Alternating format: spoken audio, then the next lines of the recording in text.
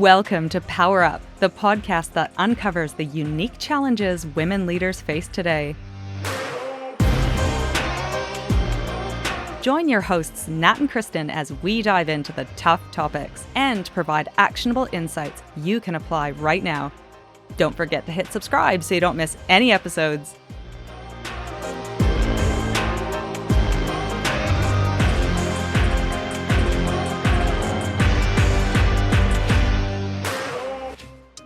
It'll come as no surprise to you, Nat, but a bunch of studies have shown that when a man and a woman work on a project together and produce exceptional results, people assume that the man did more, even when there's no evidence for it. Does this surprise?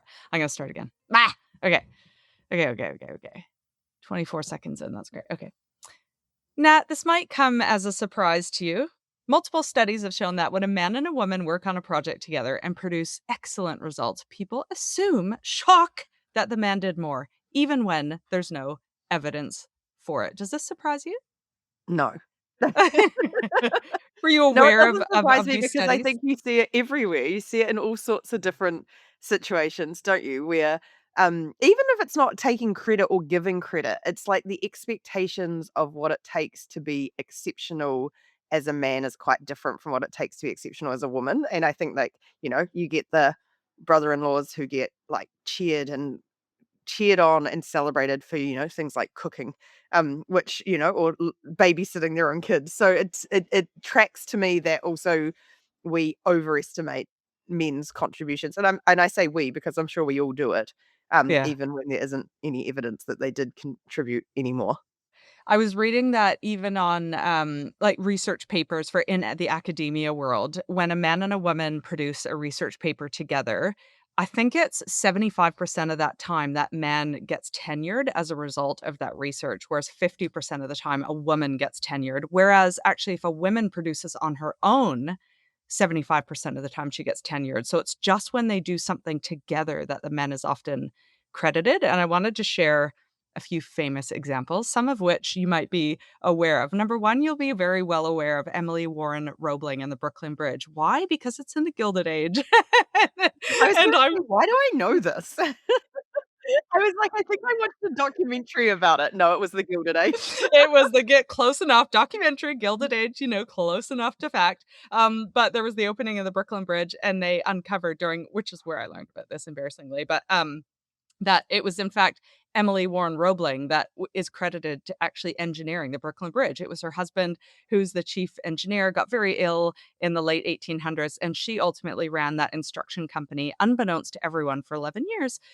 Learned engineering, managed all the contractors, dealt with the politicians, and he got the credit for that bridge. Rosalind Franklin in DNA, I think I was aware of this, that she did the crucial X-ray work that revealed DNA structure. And it was two blokes that used her data without permission and got the Nobel Prize. And then there's another one that there's an actual movie about this called Big Eyes. Amy Adams, I'm watching a show of hers right now. It's a little bit darker, but We find all our historical facts from I know. drama and movies. Well, she won a Golden Globe for this, and this was all about Margaret Keane and the Big Eyes painting. She was the one that painted these famous 1960s big-eyed waif paintings. Her husband, Walter, took all the credit, threatened her to murder her, was a real baddie. Ultimately, they got divorced, went to court, and they did a paint off, and he had a sore shoulder, so he didn't show. And she not replicated, but she painted the exact replica of clearly what were her paintings. So some pretty famous references as well. Well, even Einstein is one that I learnt about ages ago, and it's not even necessarily like no one has definitively come out and said how much of Einstein's theories that his wife contributed to and how much she did, but by all accounts, she was the smartest one in the class. She was very much involved in his work, and you just don't see her name anywhere. So even if she was just a contributor, the fact that he gets all the credit and she gets none, although when I dug into it once, I was like, does seem like she was probably the one who was most likely to have done most of this. But I think also back then, and this wasn't that long ago, like, when you watch some of those other historical research channels that we've gone down, like, even with Hidden Figures, when they talk about the moon landing and the women who were doing the maths behind it, there's so many examples of, times when women weren't even allowed to be the name on the publication. So, I think that kinda historical context brings it explains some of this, that this has been like a tradition and an expectation of women doing a lot of behind the scenes work and never getting the credit officially and not being allowed to, that leads to the sort of the ongoing impacts of that with how we value work and how we accredit, the work that's been done. And it feels like there is an extension of that now. While we are allowed to legally take credit and work in most arenas around the world, we receive now kind of this microaggression backlash when we do take credit. And I know you and I, Nat, used to frustrate us when we'd go into interviews, and quite often women would use the word we, and we accomplished this. And when they were chatting about their past accomplishments, we were like, who is we and what did you do? And it didn't give a sense of the skills and the attributes and successes and wins that the woman brought to that role, to that project, and we would get frustrated with it. But it stands to reason that there's this double edged sword with that we face backlash when we self promote. We've seen that quite often in political arenas and business. We face backlash, and therefore we have adjusted to using the language we. Yeah, and I think when we say we got frustrated with that, the reason for that, and this is what we talk about a lot with personal branding too, we have this misconception that it's showing off or it's self promotion. But what it actually is handing someone else on a silver platter who you are and the value you bring. So when you're interviewing someone and you're like, what is your experience? And they keep using the word we, you literally cannot tell the role they played in that thing. So you're left guessing, going, did you do the admin? Did you do the logistics? Did you project manage it? You actually don't know. So when it comes to making a hiring decision, you don't have enough information to go off. And so you tend to then not hire that person. Whereas someone who comes in and says, I did this, this is specifically the value I contributed or the role I played, you're like, great, I understand where you fit, yes or no for this role. And we are so muddled with how to position our work and how, yes, with the self-promotion backlash, that we sometimes forget that we're actually making it really hard for people to choose us.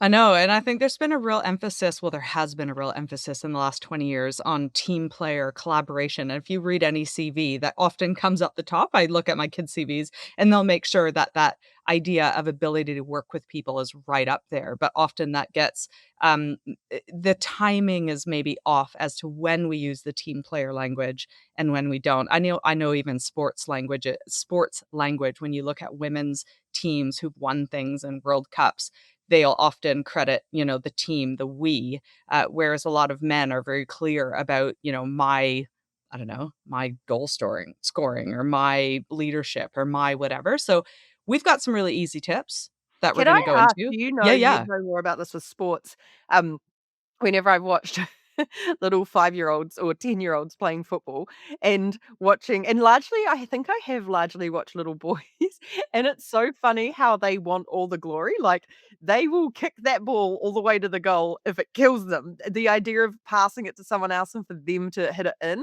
they have no concept of that, like, what's it called where you contribute to the goal? Like, they don't care about that, they just want the glory, and I wonder if that's sort of like an early stage. I don't know what girls would be like in the same situation if they are more team players and work together. And if it's sort of all of this stuff is that kind of those social cues we get from really early on and those behaviors that set in before we even kind of are aware of how we approach these things. Yeah, it's so interesting. I think there's such the complexities of nature v nurture. I always actually think it's both. I think women have shown not only our frontal cortexes progress faster, and so interestingly, I was having a convo with my brother about language, and his wife happens to be in comms, and he's like, "Wow, a lot of these really high level roles in companies." For women is in comms. And it stands to reason that not only were we socialized to be pushed more into the social sciences and comms roles as opposed to STEM. But when I think about little girls and little boys developing in terms of language.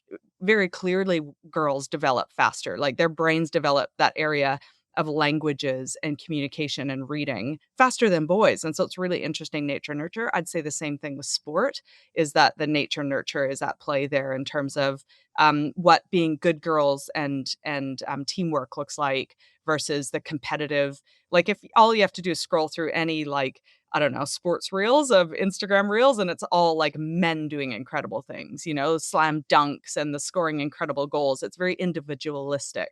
And so, yeah, both. I would say both. Nature and nurture, tricky thing. So let's jump into when you should take credit. Because I think we should normalize women taking credit and using the I. So we've got a few ideas. And the first one is when there's ambiguity, when we really don't know who did what. And this is when women lose. And I go back to the research paper of that gets put out there. And if you don't know that a woman contributed, or if a woman and a man's names are on there, quite often women lose in that arena. So it's when it is unclear of what the woman did as part of the research, people assume men contributed more.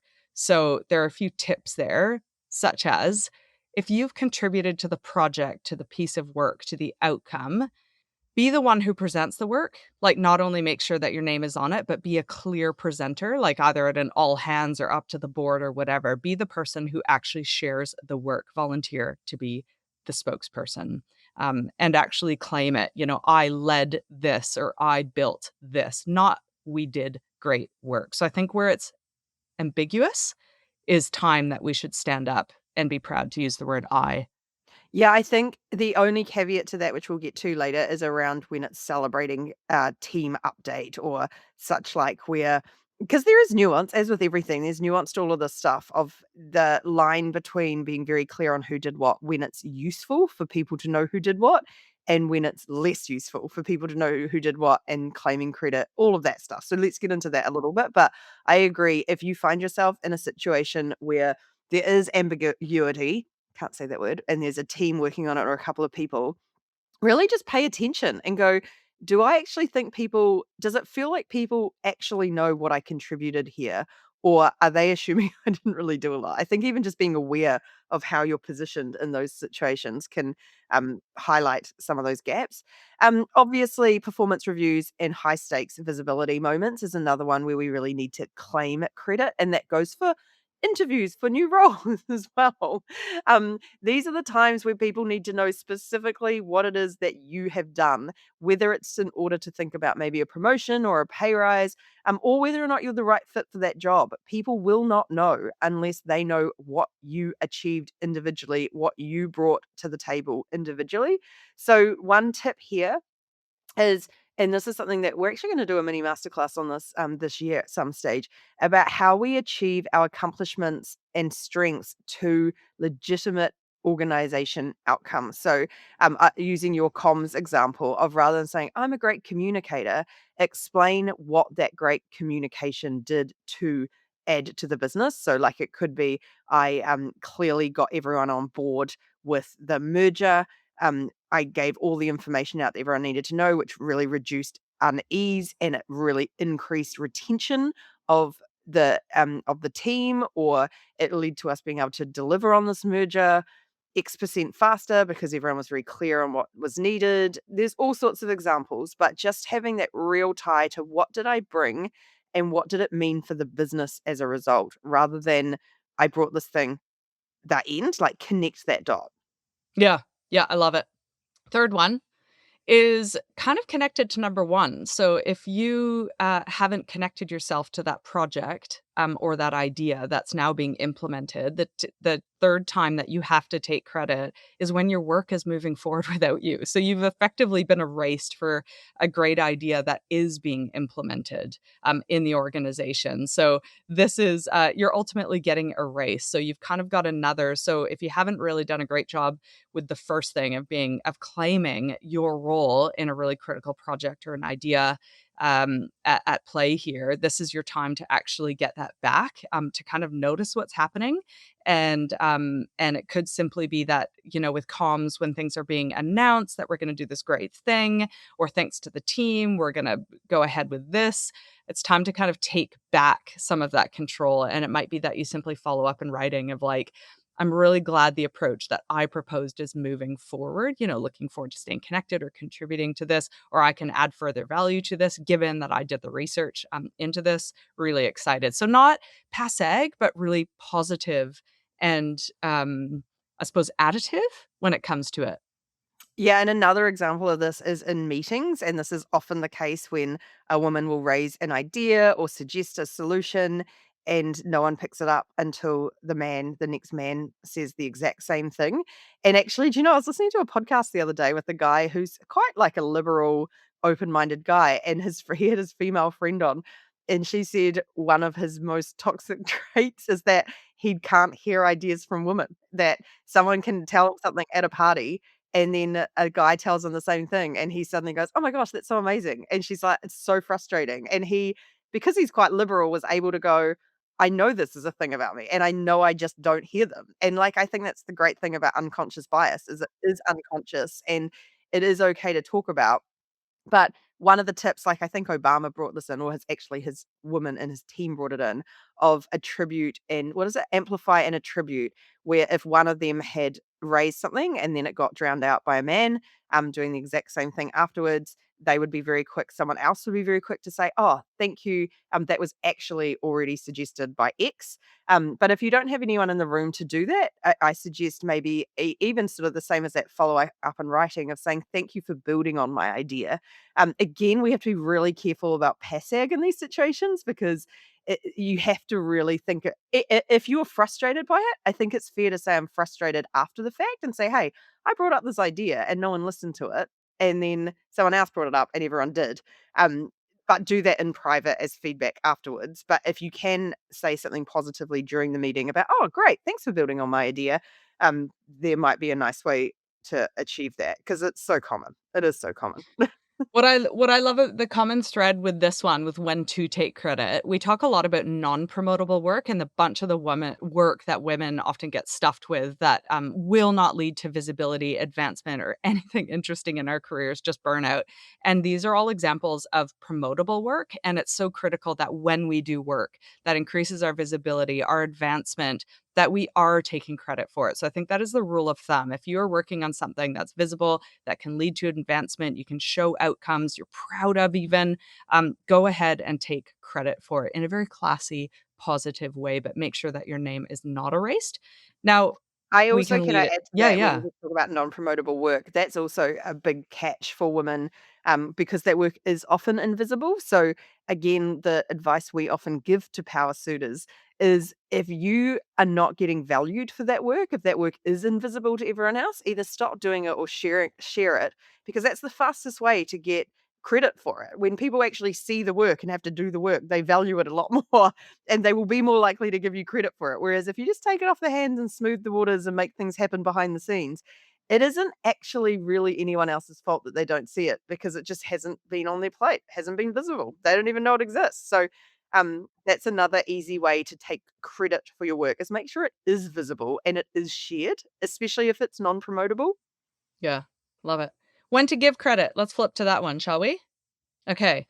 When to give credit is when you're already visible. So we talked a lot about when to take credit as you are seeking to advance, to take next steps, to be recognized for your great work. You may not be visible.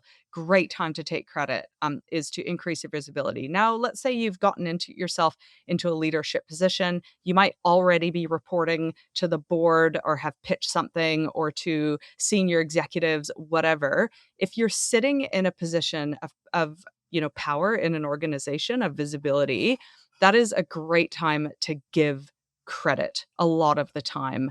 It helps build social capital. So things like acknowledging collaborators. So this might be that you've worked cross functionally with other business units, with other people. Those are great times to acknowledge them. You can also state what you did or what specifically your team did, but a great time to build kind of social capital and alliances around an organization is when you're in a position of visibility and you are giving credit to the great work that we did, the win that we did. And again, perfect sports analogy. Like we won the gold medal. This was a collaborative team medal to do this. But equally, you can also say, I love that I was able to contribute with my tries or with my scores or goals or whatever. But that concept of you're in a position already of real visibility. It's a great time to spread the acknowledgement around for social capital purposes.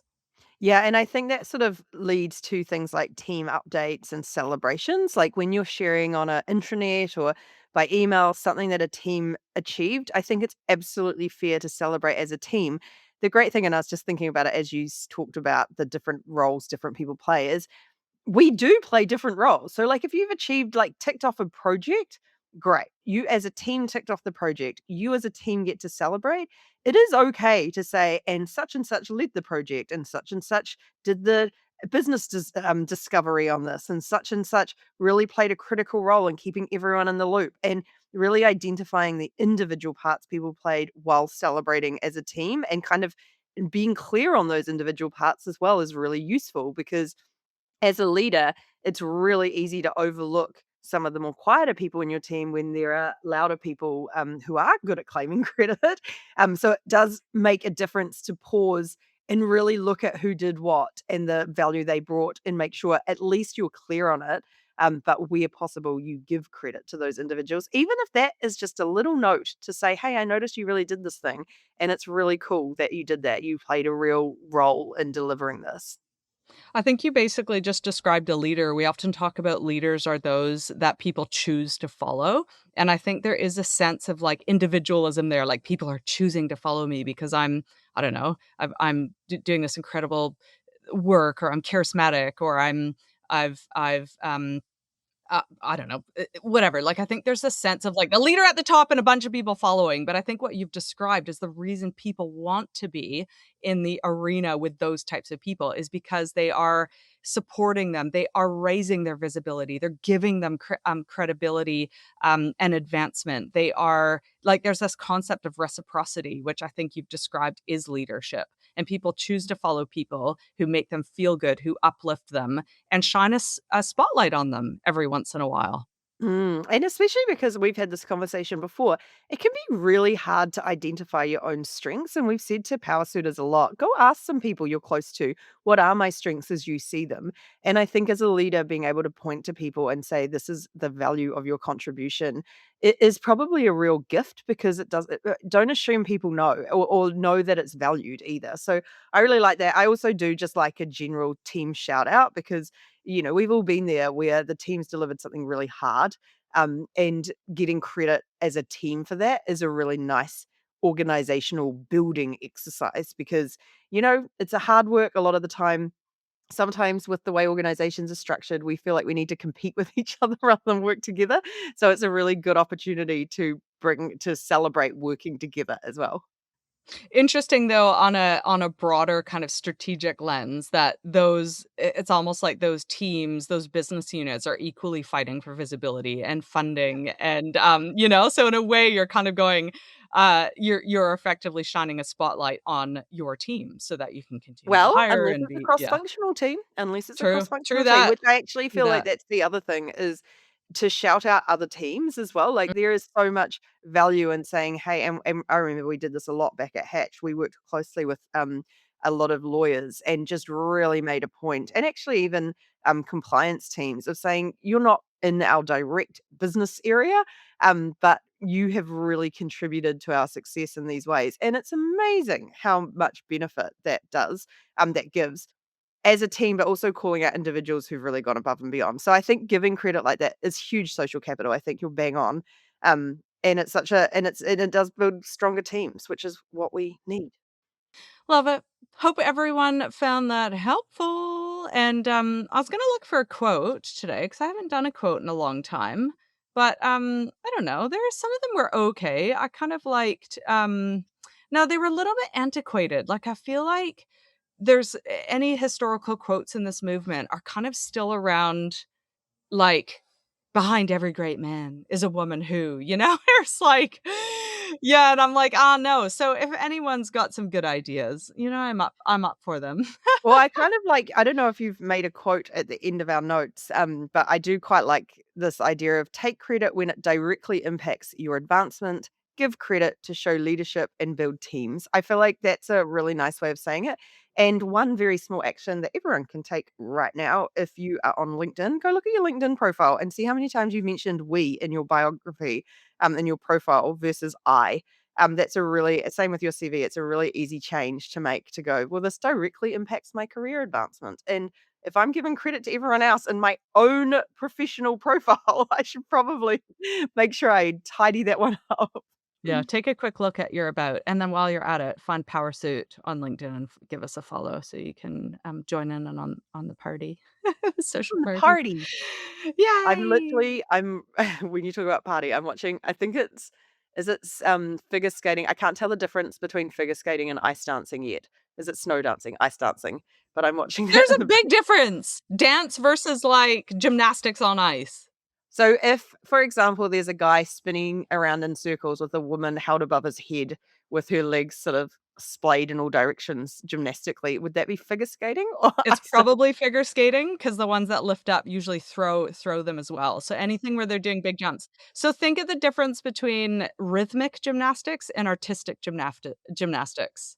You know, We the did discuss hoops, this a lot which they're yesterday. both they're both beautiful, but there's a difference. So Yeah.